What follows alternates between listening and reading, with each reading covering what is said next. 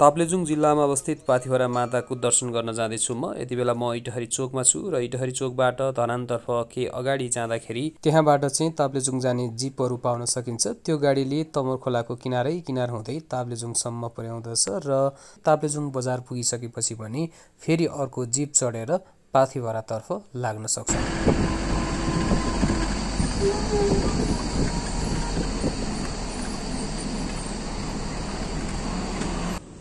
इटहरीबाट बिहान 6 बजे हिँडेको सुमो चाहिँ 2:30 मा ठ्याक्कै 8.5 घण्टामा ताप्लेजुङ आइपुगेको छ। सुमोले चाहिँ 1500 रुपियाँमा चाहिँ इटहरीबाट ताप्लेजुङ ल्याउँदो रहेछ र पाथिभरा जानको लागि फेरि यो सुमो बस पार्कबाट यहाँबाट फेरि अर्को सुमो चढेर काफ्लेपाटीसम्म हामी सुमोमा जान सक्छौँ र काफ्लेपाटीसम्मको भाडा चाहिँ 400 रहेछ। कहिलेकाहीँ मान्छे कम हुँदा चाहिँ 100-150 जति बढी पनि लिने गरेको मैले यहाँ पाएँ छु। यो चाहिँ ताप्लेजुङ बजार हो। ताप्लेजुङ बजारबाट अब हामी लाग्छौँ पाथिभरा मन्दिरतर्फ।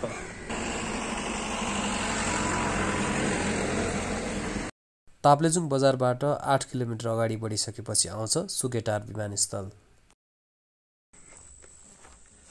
सुकेटार विमानस्थल ताप्लेजुङ जिल्ला। यहाँनिर निकै सुन्दर भ्यू देखिरहेछ। सँगै हामी यहाँ देख्न सक्छौँ तमोर नदी, काबेली नदी अलि तलपट्टि छ। यो पारिपट्टिको डाँडा चाहिँ 5 थर हो। पाथिभरा जानको लागि यो काफ्लेपाटीसम्म चाहिँ सुमोहरू आउँछ। ताप्लेजुङ बजारबाट काफ्लेपाटीसम्म लगभग 1.5 घण्टामा आइपुग्ने रहेछ। बाटो चाहिँ खत्तम छ, बाटो एकदमै हिलो छ। बाइकहरू चाहिँ लिएर नआउनु होला भन्ने सुझाव दिन्छु म चाहिँ। पानी पर्यो भने यो बाटो बेसरी गाह्रो हुन्छ र गाडीहरू पनि एकदमै गाह्रो गरी आउने रहेछ। प्राइभेट गाडीहरू पनि ल्याउनलाई सकिँदैन, हिलोमा फस्ने समस्या। सुमोलाई 4 व्हिल लगाउँदाखेरि पनि गाह्रो पर्ने रहेछ। र यो काफ्लेपाटीमा आइसकेपछि चाहिँ यहाँबाट माथि सुरु हुन्छ हिँड्ने बाटो। यहाँ सुरुमै अलिकति बाटो माथि छाना लगाएको छ अनि बीचमा चाहिँ छैन। माथि गएपछि फेरि बाटोमा छाना लगाएको छ। यहाँबाट हिँड्ने मान्छेलाई 3 घण्टामा माथि मन्दिर पुग्न सकिन्छ र कतिपय मान्छेहरू चाहिँ ठुलो फेदीमा गएर बास बस्ने र भोलिपल्ट बिहानै सबेरै माथि जाने गर्दछन्। ठुलो फेदी पुग्नको लागि यहाँबाट 1 घण्टा, हिँड्ने मान्छेहरूको लागि, नहिँड्ने मान्छेहरूको लागि 1.5 घण्टादेखि 2 घण्टासम्म लाग्न सक्छ र ठुलो फेदीबाट चाहिँ 2 घण्टामा माथि मन्दिर पुग्न सकिन्छ हिँड्नेहरूका लागि।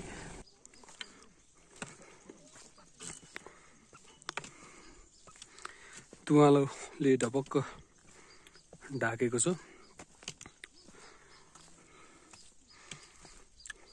यो पाथिभरा जाने बाटोको यो चाहिँ काफ्लेपाटी भन्दा अलिकति माथि।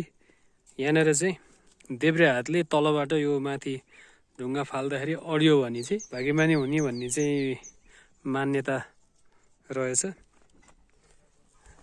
3वटासम्म ढुङ्गा फाल्दाखेरि चाहिँ अडिन पर्यो भन्ने एउटा मान्यता रहेछ। यो पनि मान्छेले बनाएको मान्यता होला हुन त। त्यही पनि मान्छेहरूले आस्थापूर्वक यहाँ तलबाट यहाँ माथि ढुङ्गा फालेर ढुङ्गाको चाङ भएको छ। यो ठुलो ढुङ्गा माथि चाहिँ ढुङ्गाको चाङ भएको छ, मसिनो ढुङ्गाको। म चाहिँ ठुलो फेदी गएर बास बसेँ। ठुलो फेदीमा चाहिँ होटलहरू धेरै नै छन्। त्यहाँ चाहिँ तातो पानीको समेत व्यवस्था भएको होटलहरू पनि मैले पाएँ र खानेकुराहरू पनि मिठो थियो। त्यहाँ चाहिँ सिङ्गल बेड भएको रुमलाई 600, डबल बेड भएको रुमलाई 1000 रुपियाँ र खानाको 300 रुपियाँ लिने रहेछ।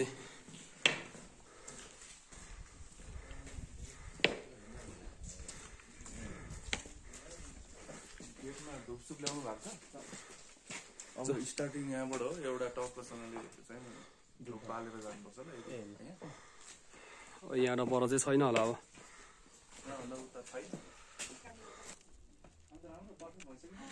यो फेदीभन्दा अलिकति अगाडिको गेट हो। यो चाहिँ यहाँभन्दा अलिकति अगाडि कान्छी धाम छ, त्यहाँ पूजा गरेर बल्ल अगाडि बढिन्छ। यो चाहिँ ठुलो फेदी पाथिभराको यो उकालोमा श्रीबक्स गुल्म होला सायद। श्रीबक्स गुल्मले चाहिँ चौतारी बनाएर चाहिँ राम्रो भने श्रीबक्स चौतारी 2069 छ। यो ठाडो उकालोको बाटोमा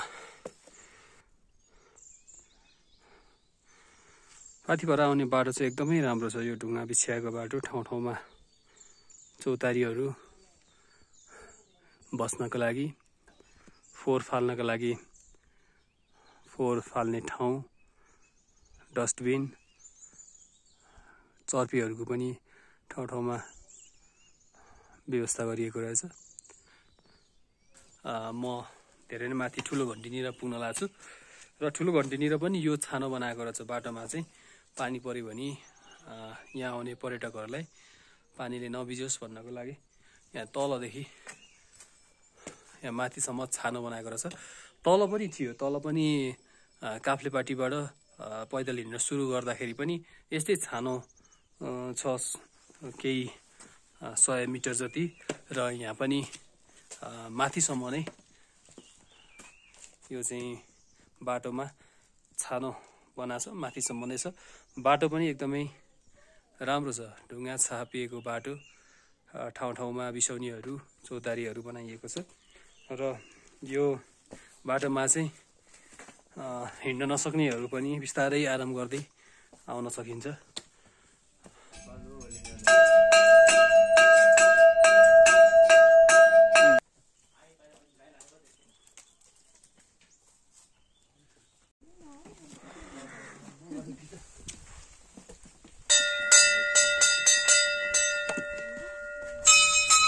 जय पाथिभरा माता।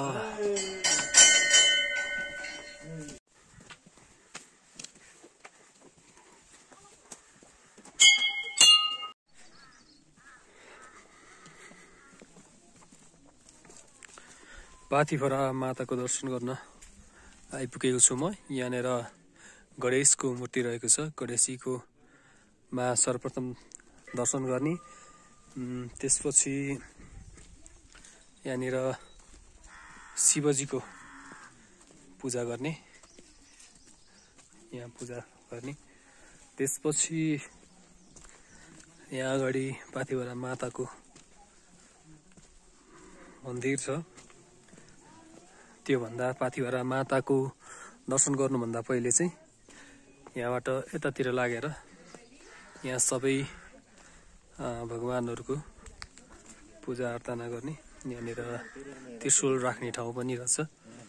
यहाँनिर यहाँ अनि यहाँबाट पूजा गर्दै जानुपर्छ। बलि दिने ठाउँ चाहिँ यो भित्र रुखको फेदमा रहेछ। पाथिभरा माताले बलि पनि खानु हुँदो रहेछ र परेवा पनि ल्याएर उडाउनु हुने रहेछ। यहाँनिर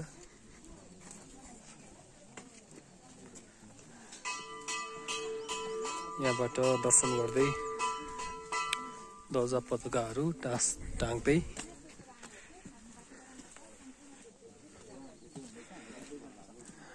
र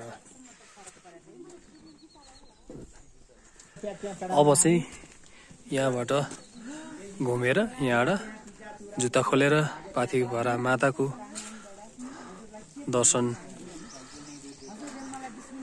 गर्ने।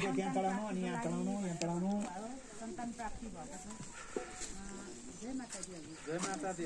नमो देव्यै महादेव्यै शिवाय सत्यम नमः प्रकृते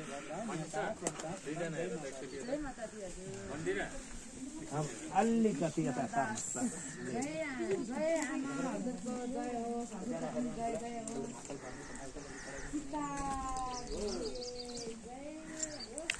हामी सबैलाई पाथिभरा माताले कल्याण गरून्।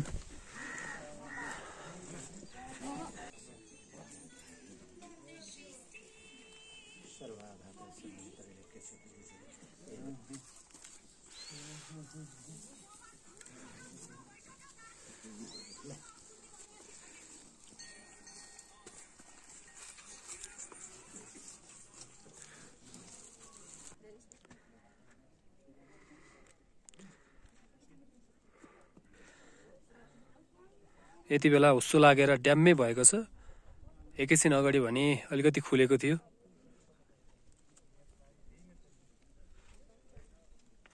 पाथिभरा माताले हामी सबैको कल्याण गरून्, सबैजनालाई रक्षा गरून्, यही कामनासँगै अब हामी चाहिँ पाथिभराको दर्शन गरेर फर्किन लागेका छौँ।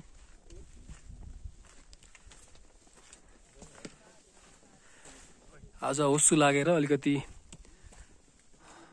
मौसम खुलेको छैन र भ्यूहरू चाहिँ हामीले मिस गर्यौँ। यहाँबाट कञ्चनजङ्घा हिमाल र कुम्भकर्ण हिमालको अवलोकन गर्न सक्थ्यौँ हामीले। यहाँनिर किराँत धर्मावलम्बीहरूको आस्थाको केन्द्र यो पाथिभरा परिसरमा। उहाँ चाहिँ महागुरु फाल्गुनन्द होइन त? फाल्गुनन्द किराँतहरूको आस्थाको केन्द्र हो यो पनि।